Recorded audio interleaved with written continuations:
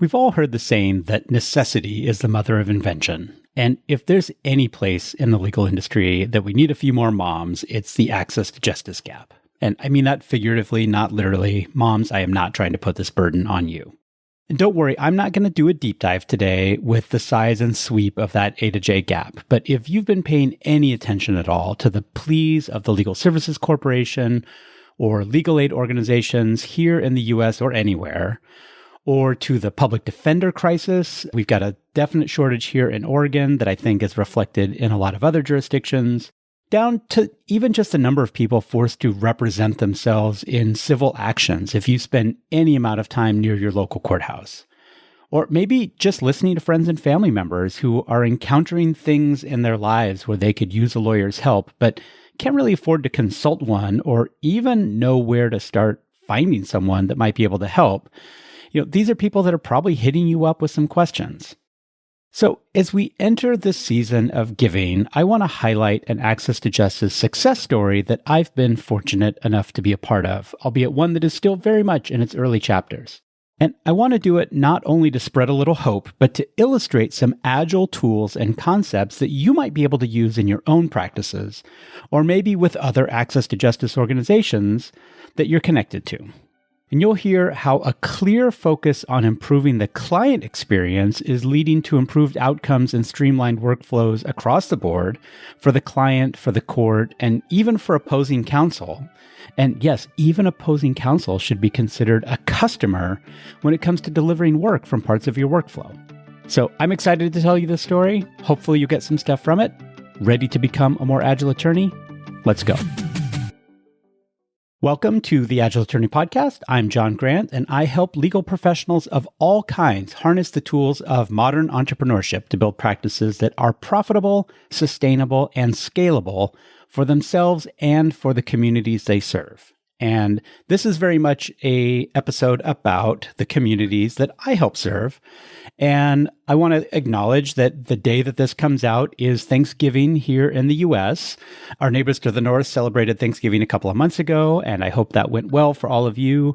And for you listeners outside of English-speaking North America, I hope you and the people close to you are easing nicely into the holiday season. If you have a kind of practice where the holidays are your busy season, I wish you a calm and orderly approach to that busy time. And if you have a practice where the holidays cause things to slow down for you, then I hope you'll be able to use this opportunity to relax and recharge, ideally check out of your practice entirely for at least a few days, but at least give yourselves the opportunity to do some reflection and retrospection.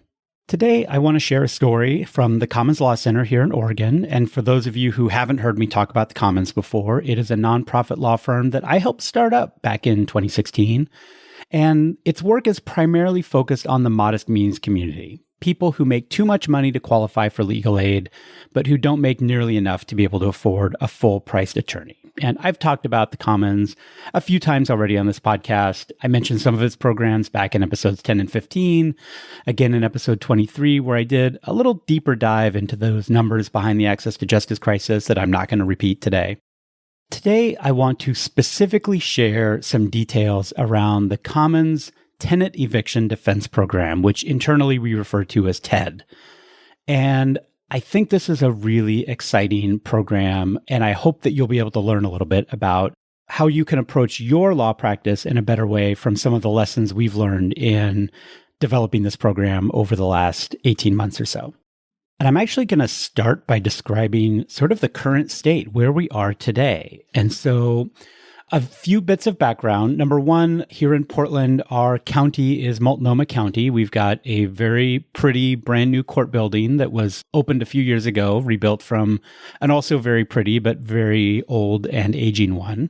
But between 8 and 8:30 every morning in the Multnomah County Courthouse, as part of sort of the long line of people waiting to get through the metal detector, is a group of people who have received an eviction notice, meaning that they are at serious risk of losing their housing.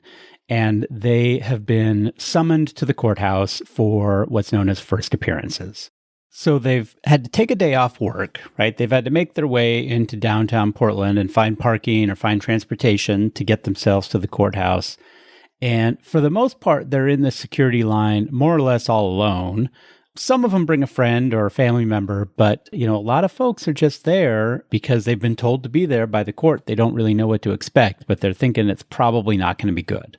Once they get through security, they got to make their way up to the second floor into what's known inside the courtroom as the crane room. And it's actually because there's literally a crane on a steel I-beam that's in there. It's kind of cool. But they're not necessarily paying attention to the decor, right? They are thinking that this is just another waiting room like any other that they're forced to wait in, except that there's a difference. And that's because the Commons Law Center has set up a mobile eviction defense clinic inside of the crane room in the Multnomah County Courthouse. So instead of just having to approach this big empty waiting room, for the most part, when someone comes upstairs, they're greeted by a team member from the Commons Law Center who is asking them, are you here for a first appearance on an eviction case? Now, here too, right, the person that is there for their first appearance, they don't actually know who this person is. They think maybe it's someone from the court staff or they're not quite sure. So people are a little reserved at first. But very quickly, the team member from the Commons will say that I'm from the Commons Law Center. It is a nonprofit law firm, and we have a clinic here today that is able to provide you with free representation for your eviction defense. Would you like to participate? And the response that we get from people here is interesting. A lot of people are pretty suspicious. It won't surprise you, right? These are folks for whom the system is not really proven to be a friend of theirs. And so some people need a little reassurance or they need some more information about the program. And of course, our team members are happy to give that. Other people sort of recognize it right out of the chute. And so they're quickly ready to say yes. Here's where it gets cool. If they say, yes, I'd like to be represented by the Commons Law Center, then this sort of quick cascade of things happens. The first thing is that the team member hands that person a laminated piece of paper. It's a sort of bright teal color, which is the brand color for the Commons Law Center. And on the one side, it says, I am represented by the Commons Law Center. And then it has some other information for that person about what to expect in the representation. And then on the other side is a QR code. And the team member encourages that person to scan the QR code with their phone, or if they don't have a phone, they actually can use one of our laptops that is set up at a workstation inside of the crane room. But most people have a device with them. And so they scan the QR code, and that takes them to an intake form. And they obviously fill out information in that form, but that then populates a series of systems behind the scenes with the Commons. And just to reveal our tech stack a little bit, we're using Clio Grow for part of this, but we're also using Gavel, which used to be known as Documate, for document assembly. So when they fill out that intake form, we are very quickly able to do the conflict check. We're able to generate an engagement agreement that we can then send back to them to e-sign. We also then, using Gavel, are able to generate a notice of limited scope representation, and I'll talk about that limited scope nature in a minute. We're able to generate a fee waiver form because most people, by definition, if they're there for non-payment of rent evictions, they probably also aren't going to want to have to pay or not able to pay the court filing fees. And then it's got some other required court forms that automatically all of them get populated from that single intake form that the person fills out. Now, that limited scope representation, I want to drill on that just for a minute. Number one, it is completely consistent with the requirements of RPC 1.2 here in Oregon. Number two, the actual engagement agreement that we have with the client is very clear that it is going to be a limited scope representation, really just to see them through that first appearance and to negotiate with opposing counsel on their behalf.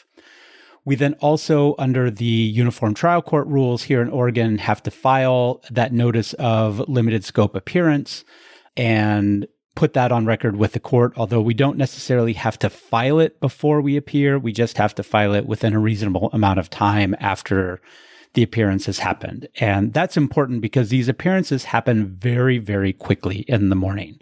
Once the judge sort of gavels the session into order, they're relatively quickly going through the docket in order to determine who's there, what their inclination is in terms of that first appearance, and most importantly, to encourage both the tenant and the landlord, usually represented by landlord's counsel or sometimes by a representative, to work something out so that it doesn't have to go all the way through to an eviction. But let me back up a minute and talk about what actually happens after we get all those documents created. Is that each person who accepts representation from the Commons, and typically we can take on between 10 and 12 people a day on average. It sort of depends on how many team members we have, but we try to be very intentional about limiting the number of people we take in so that we can make sure that we are doing a good job for each of those people. But once we engage each individual client, that client actually gets a card on a mobile Kanban board. And this is a physical board, a sticky note board that we set up every day, every morning inside the crane room that has a few different stages on the columns of the board. And then each person we represent gets a sticky note that represents their progress through this limited scope representation of the day. And the columns on the board are pretty straightforward. The first one is ready for consultation. Then it moves into negotiation, then answer and fee waiver, then ready for either a trial date or to report back to the court that the case has been settled. And then there is a final stage for that person to sort of check out with us and get next steps. And that's where we actually terminate the limited scope of representation. And then the final column, as with any Kanban system, is done. And so you can imagine that's more or less how the case flows through the day, right? The person gets a 10 to 15 minute consultation with one of our staff attorneys in order to understand the situation and sort of develop at least an initial strategy. Sometimes that consultation happens before the actual first appearance. Sometimes it happens after. And one of the beauties of that teal card, and I should say the person hangs onto that card until the checkout phase. And so when they're in the courtroom, that card actually serves as sort of a classic Kanban, a visual signal to both the judge and court staff and also to opposing counsel that this is a person who's being represented by the Commons Law Center. So there's actually a sort of a Kanban within a Kanban for this overall system. And then obviously during that first appearance as well, one of our staff attorneys is in the room and stating when the case comes up, stating for the record that we do in fact represent that particular person. When the case moves to the actual negotiation phase, this is about a few different things, right? Sometimes during the initial consultation, our attorneys might get wind of some bad behavior by the landlord or some other things that might lead us to think that there is a way out of this case in terms of an affirmative defense or a more of an offensive posture with wrongful eviction coming into play. That's not common, but it's not unheard of. It's actually a lot less common today than it was when we first started the clinic. So one of the interesting things about this is when we first started showing up in the courthouse, there were a lot of deficiencies with the eviction notice or the various documents that need to accompany the eviction notice. And our attorneys were on top of that. And so if there was any deficiency at all, then of course we would very quickly move to dismiss based on that deficiency. Now, that doesn't mean the eviction goes away completely, right? The landlord has the opportunity to cure that deficiency, but it at least buys that person time. And in a lot of cases, that's what is most impactful, is giving people an opportunity to move out on their own terms, find other housing, and avoid having an eviction on their record, because having that eviction on your record makes life a whole lot more complicated when it comes to securing your next place to live. And it can be that way for a while.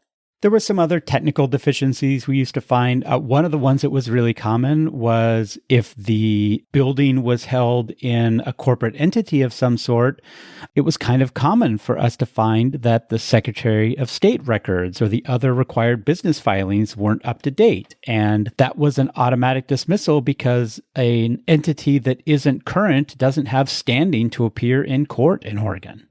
But as you can imagine, it didn't take more than a few weeks of our attorneys finding those sort of common deficiencies for the landlords and the landlord council to sort of become a little bit more intentional about checking their work and making sure that the corporate filings are up to date before they make a court filing and things like that. Before we showed up, these were things that weren't necessarily getting caught. So I think that even our presence is making the justice system work more like it's intended to work. And yeah, it requires a little more effort on landlord and landlord's council part, but that's what is supposed to happen.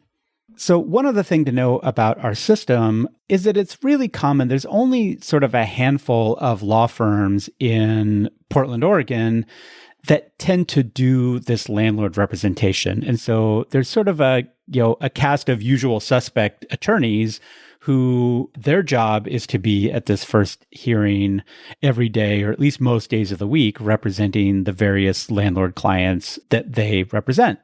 And, even though those landlord attorneys are on the other side of the V from our clients, we've got a pretty collegial bar here in Oregon. And also, we want the system to work well. And so one of the things that we came up with that I think works really well is if one of our clients is going up against a landlord represented by one of these usual suspect law firms, each of those firms actually has a different color sticky note that we use associated with their work.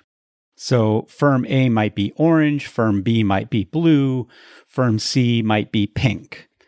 Now, what that means in practice is that the landlord's council actually wind up using our Kanban board because they can come over and at a glance, they can see how many cases they have where the tenant is represented by the Commons Law Center. And then also by virtue of where those cards are on the board, they understand the status, the progress. And it actually makes it easier for them to manage their work, even though it's our system that they're using in order to do it. I should also say, and this won't come as a surprise, when we first started showing up, the landlord council weren't exactly thrilled about it, right? They'd sort of gotten used to being able to move through their cases in a relatively quick way. And when there isn't counsel on the other side, they had come up with a certain way of working that they could push these cases through very, very quickly. And on average, if they had to be in the courtroom or in the courthouse by 8 a.m., they were reasonably assured of being back at their desk by maybe 11 or 11:30 in the morning, right? Certainly by lunchtime. And when the comments first started showing up, right, that got a little slower for a while. Now, partly the reason it was slower is that we were finding these deficiencies in the cases that caused them some consternation. Part of the reason it was slower is that it takes time for us to consult with our clients in order to then negotiate with landlord's counsel. And so that whole process took a little bit longer. And also, we didn't know what we were doing at first, right? I mean, not that we didn't know, but we weren't as good at it in the initial phases as we eventually have become. So again, not surprisingly, some of the landlord council were a little bit grumpy that they weren't necessarily back at their own desk in their own office by lunchtime in the early going of this work. And we actually got some complaints from some of them, again, in the very early going, and they even went so far as to complain to some of the judges that we were making the whole process really inefficient. And our response to that was, look, due process isn't meant to be efficient, right? In fact, I've said before, due process is an intentional inefficiency in the name of fairness. And it's just one of the things that obviously as lawyers we sign up for. Relatively quickly, though, I think most of the landlord council have come to really appreciate having the Commons lawyers there to work with the tenants because it means that the landlord council, number one, doesn't have to do as much explaining to these people what's going on in the eviction itself, because they've got their own lawyer to do that. Number two, the landlord council doesn't really have to listen to as many of the sort of long-winded stories, right? People that are experiencing eviction and aren't familiar with the legal system may have a lot of ideas and a lot of reasons why they think that eviction isn't right or isn't fair. But of course, many of those ideas aren't legal ideas. It's sort of practical things that may or may not hold water in a court of law. And I think landlord counsel wind up having to do a lot of that explaining before these tenants had their own representation. And now the commons lawyers are doing a lot of that, and they're doing it in a way that the tenants are more likely to accept because the commons lawyers are representing them, not the landlord. So I think what the landlord council eventually realized is that even though it is now taking them longer to maybe start the negotiation, where they might have been able to start it a little bit sooner before the commons lawyers had to do the consultations up front. Now, what they're finding is that those negotiations are a lot simpler, a lot smoother, a lot faster, because two lawyers are able to have a let's get down to business conversation in a way that a lawyer going against an unrepresented tenant isn't able to do. One other piece that's important is that we have some partner organizations we work with that provide rental assistance. And so another one of the things that the Commons is effectively able to do that landlord council weren't is connect tenants with organizations that are able to come up with some money to pay back rent or maybe even pay a little bit of rent in order to keep someone in their housing. And generally, a landlord is happy to accept that money and let the tenancy progress as long as they have reasonable assurances that they're going to continue to get paid. All right, so I've talked a lot about sort of the practical pathway from the lawyer's perspective and even opposing counsel's perspective. I do want to make sure I touch on what this looks like from the client's perspective. So that's where I started, right? They're coming through the metal detectors, believing that they're in this all alone. They get greeted in the crane room by a team member from the Commons that basically says, hey, we can help. Assuming they accept that help, the Commons now is really intentional about making sure that the client understands what the roadmap looks like for the rest of their morning inside of the crane room and the courtroom. So we've got a lot of written materials that we give to people. It starts again with that blue card that's got some high-level information, but we've got some other handouts that help explain the process. Then, of course, when they do have the consultation itself with an attorney, they have an opportunity to tell their story, to engage in conversation, to ask questions. And, we make sure that they are really comfortable with sort of what their rights and responsibilities are based on what we understand their situation to be and based on the law.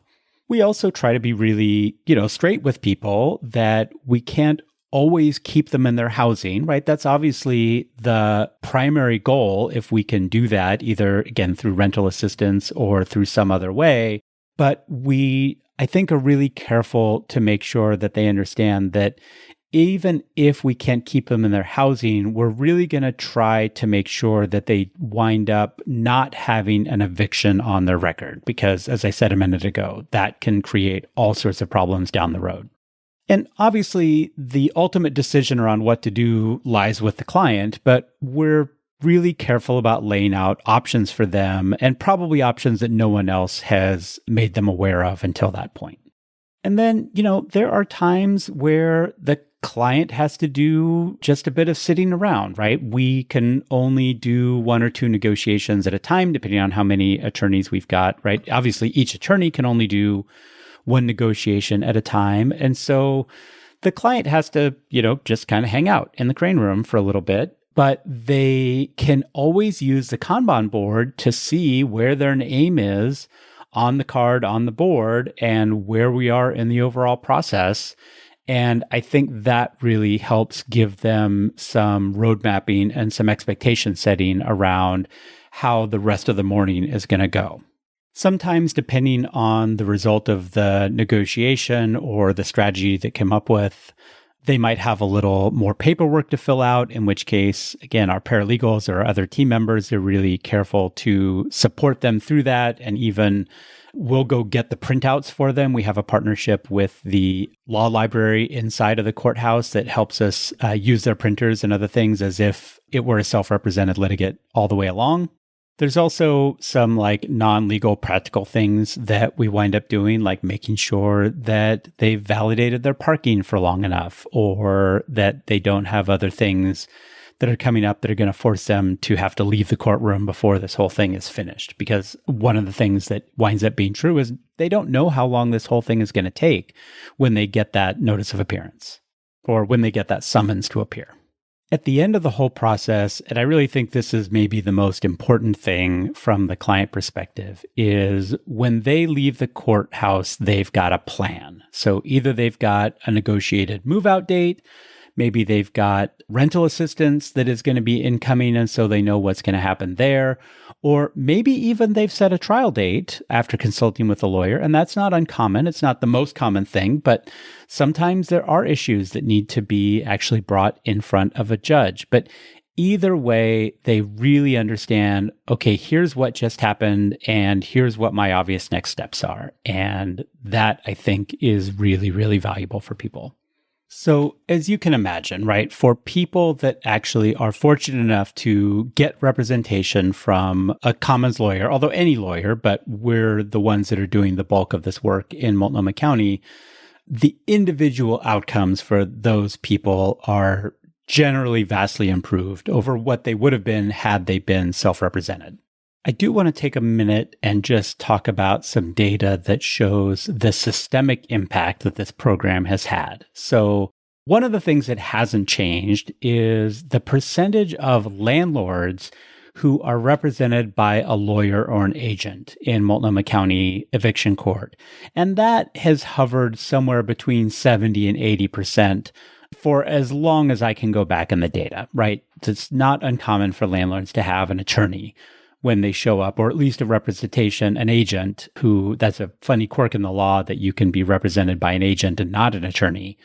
But having landlords represented is more the rule than it is the exception. Now, before the Commons started this in-courthouse clinic, the percentage of tenants who were represented in an eviction case was hovering around 5 to 6%. I'm really happy to report that today it is closer to 18 or 19%. And so with this clinic, and like I said, we are only able to represent about 10 to 12 people a day. And initially we were only able to do it 3 days a week, although thanks to some increased funding, we've been able to expand that to 5-day-a-week representation. Now, that's still a pretty big gap, right? If 70, 80% of landlords are represented by counsel, even if we get the tenants represented up to 20%, that's still a lot of tenants that are unrepresented. But we're shooting for progress, not perfection here. And I think we've been able to make some significant progress. And, not surprisingly, the biggest reason why we can't help more people is capacity. Even though we've got our systems pretty well dialed in, we've got a lot of things streamlined, there still is just a lot of one-on-one time that's needed either between the client and the commons lawyer or between the commons lawyer and opposing counsel in order to do these negotiations. That just takes time. It's not easily scaled. So we've kind of maxed ourselves out, short of being able to hire new lawyers, which we'll talk about funding in a minute. We're kind of capped out at what we can do.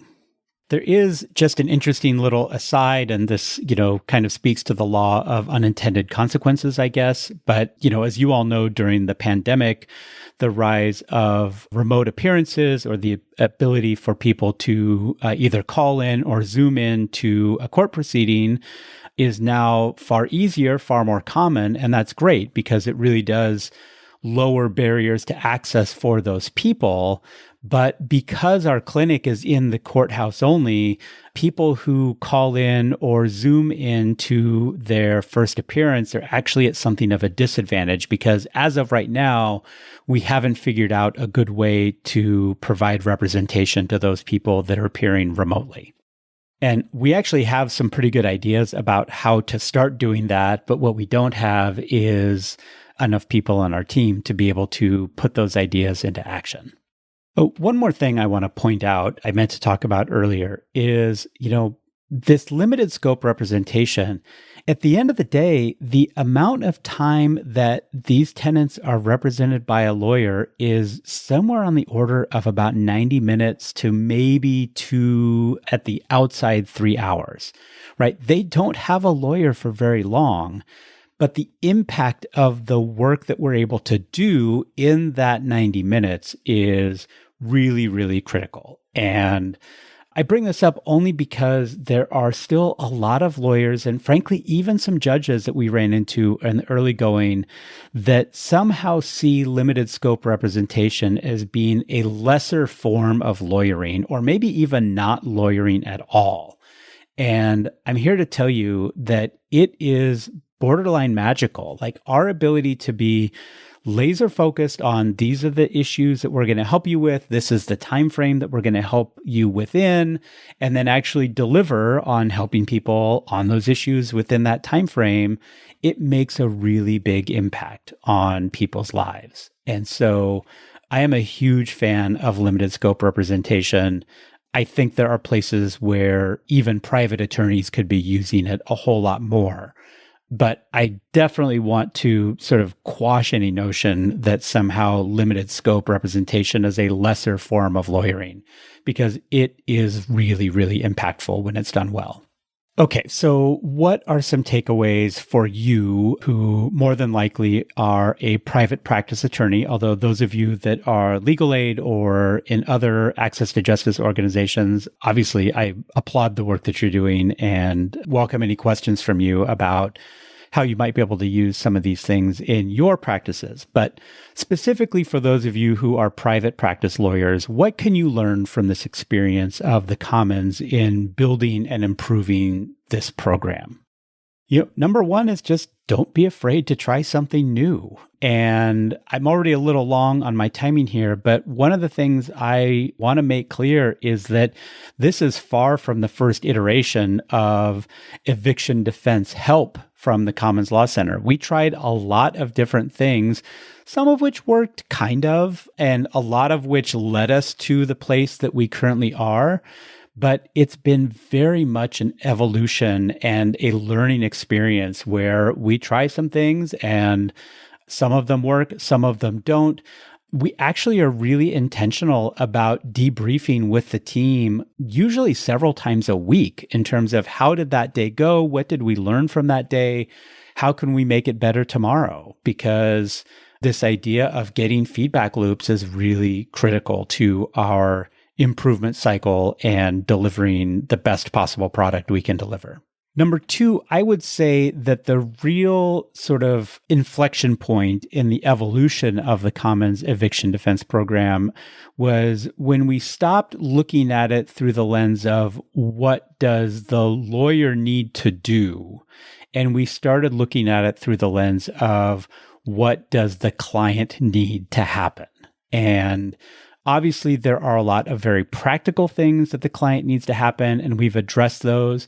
But where things got even better was when we got more and more intentional about addressing the more social, emotional needs of the client and not just being sort of technicians and, hardcore practitioners.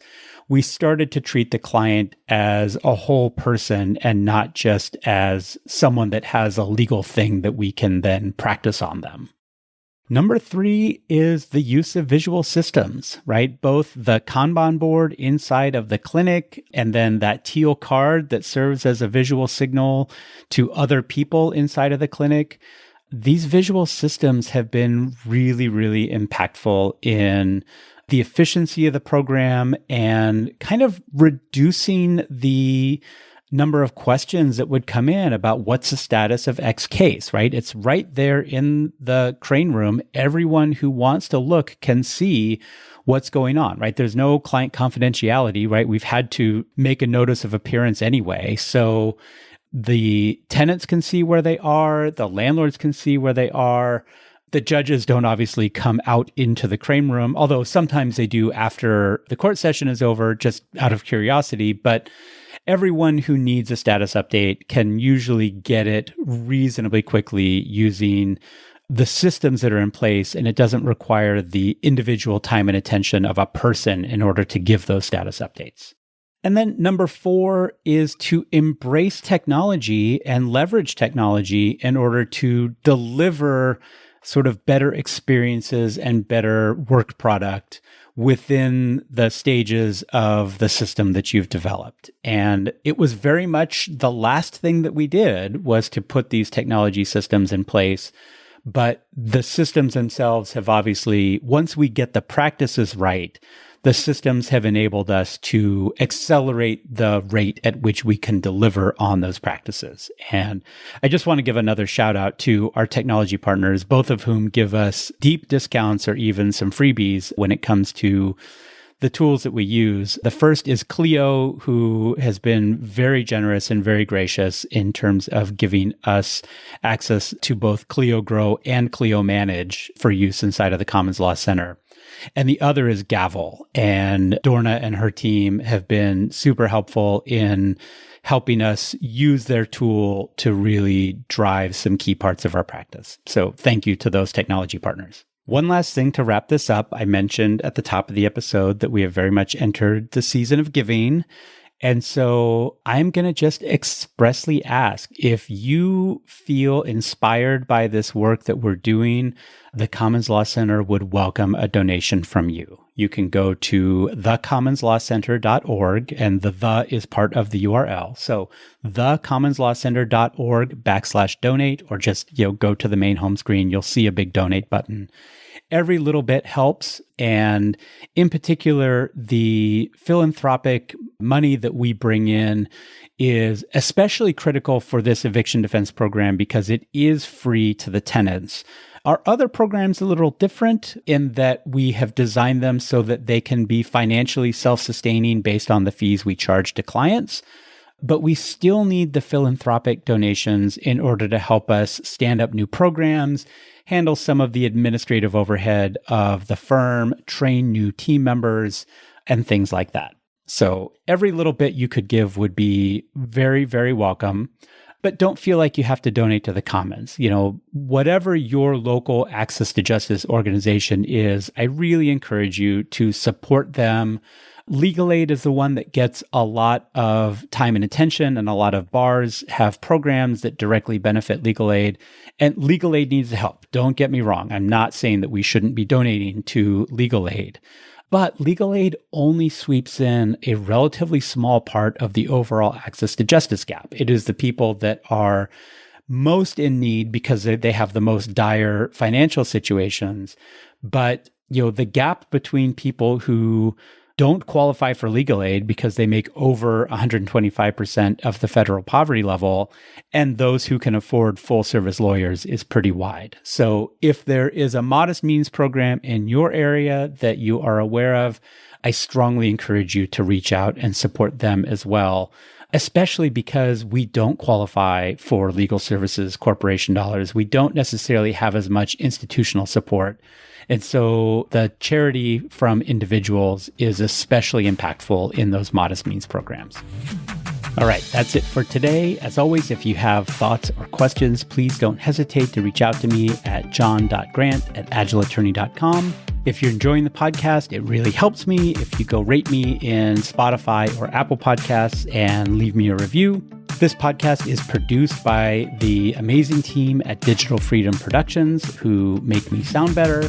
And the theme music is the song Hello by Lunara. Thanks for listening, and I will catch you next week.